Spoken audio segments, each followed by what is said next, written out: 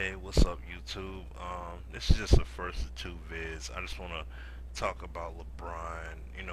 LeBron James, as he's made this move, as we all know, he went down to Miami to join Wade and Bosh with the Heat.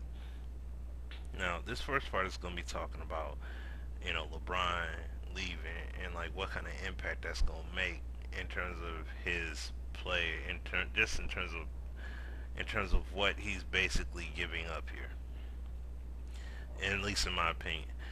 He's giving up his legacy to solidify himself truly as an individual, great, overall talent, to want to run the show completely and be the main guy. You know what I'm saying? He gave that up so then he can ride the coattails of D Wade. Because this is D Wade's team he's going to.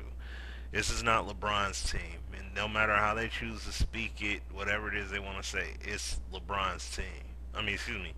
This is D Wade's team, and LeBron's a guest, just like Chris Bosh is a guest. You know what I'm saying? He's welcome to sharing his main spotlight with them. Now, that right there is like it hurts because it hurts the Cleveland fans mainly because it's like, dang, you don't want to stay here where you could take the reins and be the main reason as to why this city wins a championship. Instead, you rather go and you know ride the coattails on someone else's team. You know what I mean? And to me, that really that it sucks that he did that. Because thing is, who knows what could have happened in the future if he had stayed there in Cleveland. There would have been moves made. There would have things would have happened. There would have been some trades. There would have been some kind of signings. Something would have happened. You know what I'm saying? There could have been trades in the future, possibly, or anything like that, that would have gotten him a title. You know what I'm saying? Because Wade and Bosh weren't about to win a championship on their own. You know what I'm saying?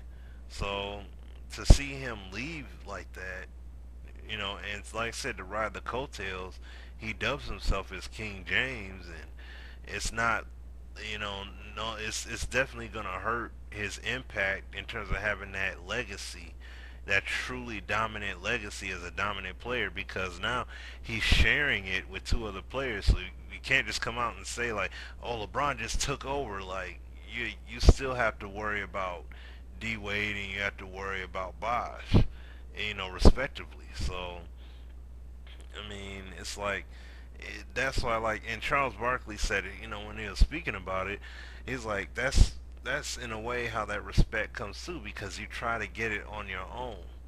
You know what I'm saying? And it's like he basically turned it in so that he could go ahead and get himself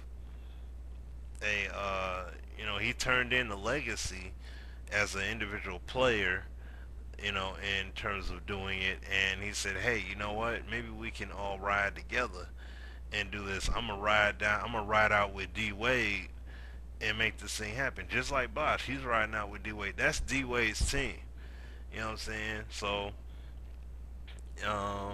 like I said, we'll see how it plays out because you look at this team and financially, this team's strapped.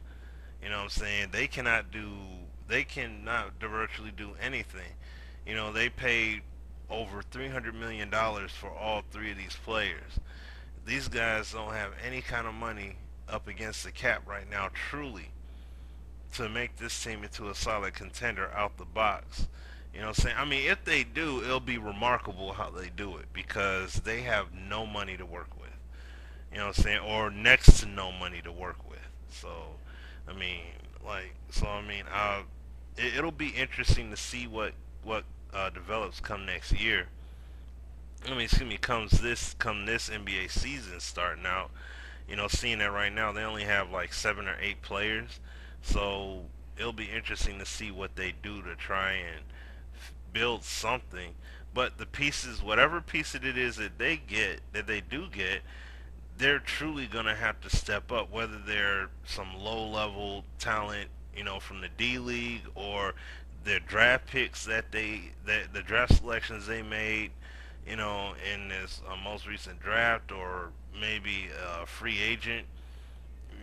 So it's gonna be very interesting to see how this all plays out. You know what I'm saying? But the main thing is just that just seeing the fact that LeBron just went ahead and rolled the coattails. That's kind of disappointing to me. So, and I'm gonna expand upon it in the second part of this. So, this is just the first part. I just wanted to express the impact in terms of him choosing to leave and make that move like that, talking about the team aspect of it, putting these three guys, him joining these two guys all on one squad like that. So yeah, I'll be back to y'all with the second part.